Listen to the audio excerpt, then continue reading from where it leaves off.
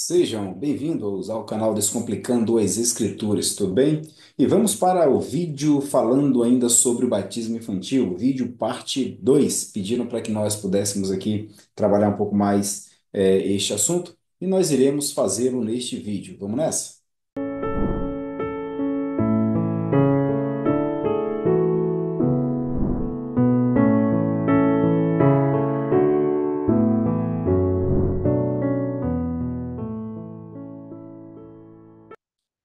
Pois bem, eu vou trazer neste vídeo três motivos, três razões bíblicas para que nós, então, possamos entender que as crianças, sim, elas devem ser batizadas. E aqui eu estou falando do batismo em águas. Tudo bem? Então, o primeiro motivo que eu quero trabalhar com vocês aqui e explicar para vocês é os modus operandi de Deus, para que nós possamos entender esta razão. Veja que toda a explicação que eu irei trazer aqui sobre este assunto, ele ou ela está permeada de uma contextualização canônica, ou seja, nós vamos entender de Gênesis até Apocalipse. Então, a nossa resposta, a nossa solidez, o nosso fundamento argumentativo para que as crianças, sim, sejam batizadas, e sim, elas devem ser batizadas, está de Gênesis até Apocalipse, tá?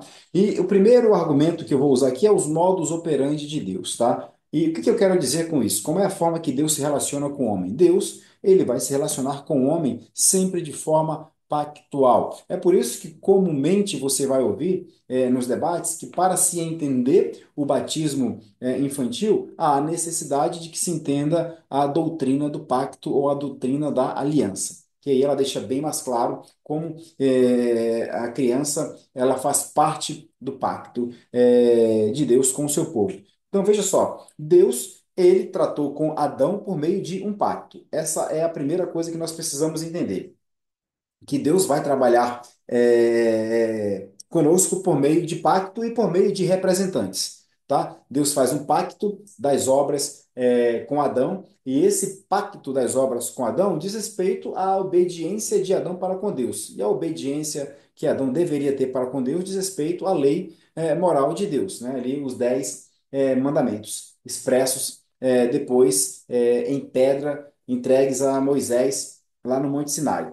Então Adão deveria ter esse relacionamento, ele deveria cumprir na literalidade a lei de Deus, na plenitude a lei de Deus, e ele não o faz. E não o fazendo, e na condição de nosso representante, ao desobedecer a Deus, todos nós desobedecemos a Deus também. Por isso que todos nós nascemos no pecado, né? E o apóstolo Paulo vai dizer que o salário do pecado é a morte e que todos nós pecamos e estamos afastados da glória de Deus. E se Adão o foi, como nosso representante, nós também fomos afastados da glória de Deus. Veja que Deus também vai fazer um pacto com outro homem. Só que esse homem é o último Adão, e é o mesmo pacto que ele fez com Adão, o pacto das obras.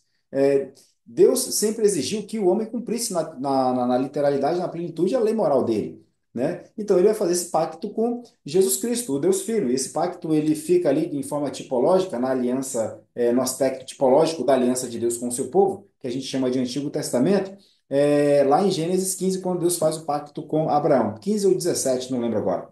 Tá bom? Então, o que acontece? Deus exige que o homem cumpra na literalidade. Então, a ideia daquele pacto ali, quando Abraão é para passar entre as partes e ele não faz, ele cai num profundo sono, nós vemos um fogo, uma tocha de fogo e um fogaréu passando entre as partes. A ideia ali é como se Jesus Cristo estivesse dizendo para o Deus Pai o seguinte: se aqueles os quais eu represento agora, eles não cumprirem na plenitude a tua lei, que aconteça comigo o que aconteceu com esses animais partidos aqui ao meio. Essa era a ideia. E a promessa que Deus fez foi para Abraão e a descendência de Abraão, tá?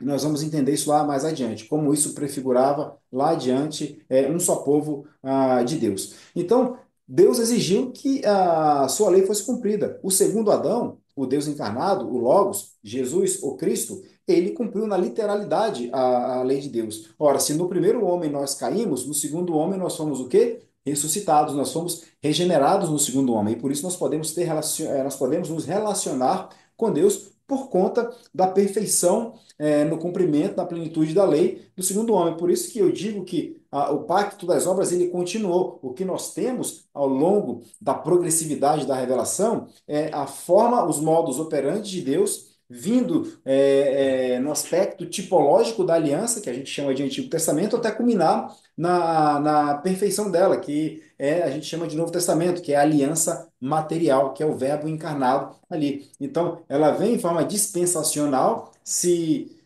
mostrando em tipos lá na aliança tipológica, no aspecto tipológico da aliança, até chegar então na materialidade desta aliança, ou no aspecto material dela, que a gente chama aí de Novo Testamento, que é Jesus Cristo. Então, quando fala que Jesus fala que esse é o sangue da nova aliança, ele está dizendo que agora eu sou a perfeição, eu sou aquele que meu pai prometeu, agora todos aqueles tipos que apontavam para mim, como o próprio Jesus diz, agora está aqui, ó, materializado, está aqui, consumado, está aqui feito, né? Estou aqui como homem também, Deus e homem. Então, esse é o modus operandi de Deus. Ele vai tratar com o seu povo por meio de representante e por meio de um pacto. Sempre foi assim ao longo do aspecto tipológico da aliança, também foi assim ao longo do aspecto material da aliança, na pessoa de Cristo. Então, nos tratou como primeiro representante por meio de um primeiro representante que era Adão, e agora por meio do último representante que é Jesus Cristo. Por isso que o salmista, lá no Salmo 24, se não me falha a memória, vai falar que aquele que tem mãos limpas e o coração puro é que pode ver a Deus. E que os portais eternos, então, se abram para esse tipo de pessoa. Então, ele está falando ali, obviamente, de Jesus Cristo. Jesus, o Cristo, tá? Então, essa é a primeira parte dessa argumentação sobre o batismo infantil. Ah, mas o que tem a ver o batismo infantil com esse modus operandi de Deus atuar com o seu povo? Veja, a promessa que Deus fez lá para Abraão foi para Abraão e a descendência de Abraão, né? Quando nós olhamos lá em Atos dos Apóstolos, na pregação de Pedro, nós vemos Pedro falando que a promessa é para vocês e os vossos filhos, tá? E qual é o aspecto dessa aliança, ou melhor, qual é o sinal dessa aliança lá no aspecto material, no aspecto tipológico dela? É a circuncisão. Deus ordena a Abraão que cada criança, ao ter completado 8 dias de nascido, elas fossem circuncidadas. Então, aquele sinal da circuncisão era o selo, era um sinal externo. Quando nós olhamos para a aliança no seu aspecto material, lembra que é uma única aliança no seu aspecto tipológico e no seu aspecto material. Nós olhamos para Deus, Jesus ou Cristo, estabelecendo agora o batismo, tá? Que era um sinal externo do povo de Deus. A promessa, lembra, é para vocês e os vossos filhos. Qual é o sinal agora da aliança de Deus com o seu povo no aspecto material? É o batismo. Ora, se no aspecto tipológico da aliança nós tínhamos a circuncisão como sinal, agora nós temos no aspecto material da aliança o batismo. Né? Não é que houve uma substituição. Nós vimos no aspecto tipológico dessa aliança, e nesse aspecto tipológico tinha o sinal externo que era a circuncisão, e no aspecto material da mesma aliança, o que nós temos agora é o batismo. É uma substituição? Sim, mas nós olhamos para uma única aliança com os seus dois aspectos, o tipológico e o material. E sim, o batismo, ele é a materialização, digamos assim, daquilo que era tipologia, tá? Então, esse é o primeiro argumento em favor do batismo infantil, tá? Porque a promessa é para vocês e os vossos filhos, tá bom? O segundo ponto que eu trago aqui é sobre Deus ter um único povo, né? Não existe essa ideia de que existe um povo de Deus no Antigo Testamento ou no aspecto tipológico da aliança, e existe um outro povo no Novo Testamento, no aspecto material da aliança, né? Então não existe um único povo. Veja que toda a linguagem literária das Escrituras, desde Gênesis até Apocalipse, nos textos em que Deus faz menção ao seu povo, o povo de Deus é comparado a uma mulher, a uma noiva. É essa figura de linguagem que é usada. Essa figura de linguagem é usada, por exemplo, lá em Ezequiel 16, né? Em que Deus trata com essa mesma figura de linguagem. Quando nós olhamos para os escritos da aliança, do aspecto material da aliança, que é o Novo Testamento, nós vemos também a mesma linguagem sendo usada por Paulo como uma noiva, né? Então, nós percebemos que Deus ele tem um único povo. Seria muito estranho nós falarmos, Deus usar essa figura de linguagem, né? Os escritos bíblicos, né, inspirados pelo Espírito Santo, os autores usarem essa figura de linguagem tanto lá no aspecto tipológico quanto no aspecto material, e serem dois povos distintos. Né? Isso não faz sentido. Tanto que nós vamos ver o próprio apóstolo Paulo falando que não há judeu e nem grego, há um povo só, até porque a salvação, no aspecto tipológico da aliança, era por meio da promessa. Que promessa era essa? O próprio Cristo. Então, o povo acreditava na palavra de Deus, que era o Cristo prometido. No aspecto material da aliança, o povo acredita na palavra de Deus encarnada, no Cristo prometido. Né? Então, Deus só tem um povo.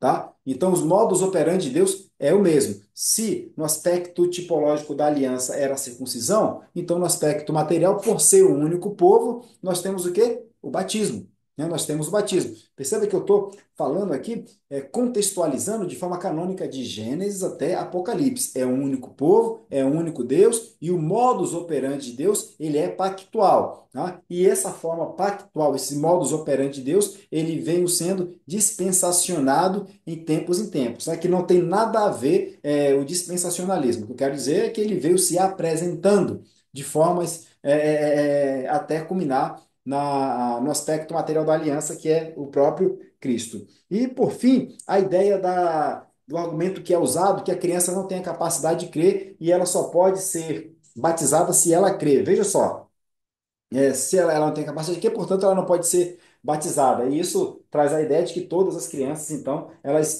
já estão condenadas. Por quê? Porque nenhuma delas tem a capacidade de crer. Se ela não tem a capacidade de crer, portanto, elas estão condenadas. Não, não tem outro argumento, não tem outra conclusão, além dessa em relação ao batismo. Veja, é possível nós identificarmos ou sabermos que todo aquele que diz crer e for batizado é um eleito de Deus? Não, não tem.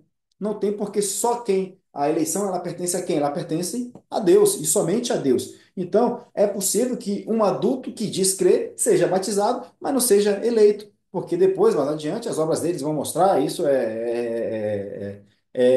acontece, tem experiência, dada a realidade, que não tem como negar isso, pessoas que foram batizadas e se afastaram completamente dos caminhos de Deus e não voltaram até morrerem, morreram afastados dos caminhos do Senhor. Então, é possível sim que não eleitos sejam batizados.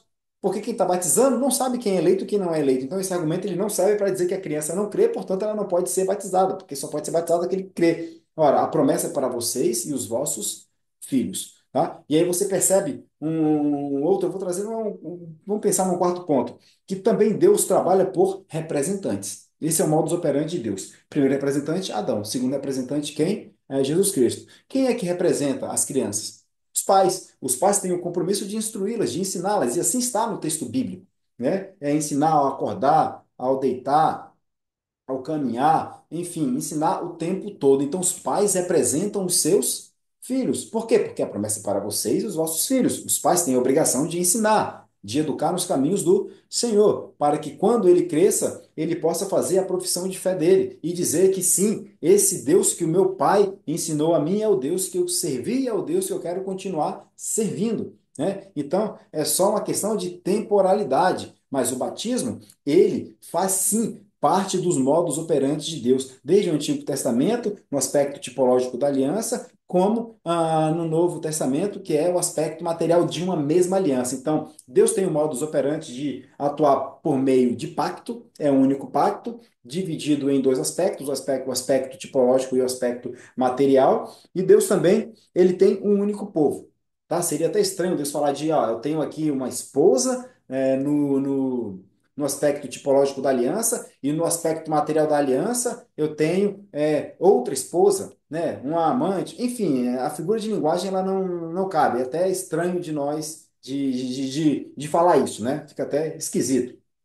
Então, Deus tem somente um povo, tudo bem? Então, a criança, sim, ela faz parte do pacto, tá? Então, ela tem que ser batizada. Então, se nós olharmos para toda a Escritura, nós vamos perceber isso. Lá em 1 Coríntios 10, se não me falha a memória, vemos Paulo descrever a passagem do povo de Deus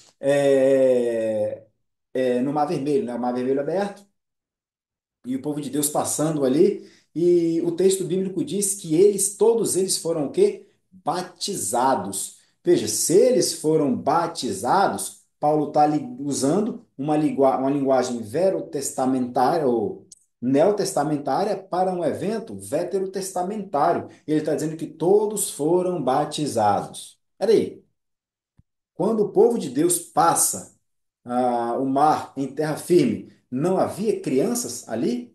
Claro que havia, né? E aí eu não vou nem entrar nos detalhes, quando foi batizada toda a casa tem que ter criança, eu não vou entrar nessa discussão, porque para mim é uma discussão inócua, uma discussão muito boba, tá? Então, sim, os filhos dos cristãos são filhos da promessa, a promessa é para eles também, e o batismo é um selo externo da aliança de Deus com o seu povo. Então, Deus tem uma única aliança com o povo dele, e essa aliança ela tem o seu aspecto tipológico, tem o seu aspecto material. Nós vemos no aspecto tipológico da aliança a circuncisão ordenada por Deus, nós vemos no aspecto material da aliança Jesus, o Cristo, ordenando o batismo. Então, sim, o batismo de crianças, ele é uma ordem de Deus. Então, contextualizando canonicamente, olhando para toda a escritura dos modos, nos modos operantes de Deus, nós vimos que Deus tem um único povo e que esse povo dele é chamado de noiva, né? A esposa, né? Essa figura de linguagem que é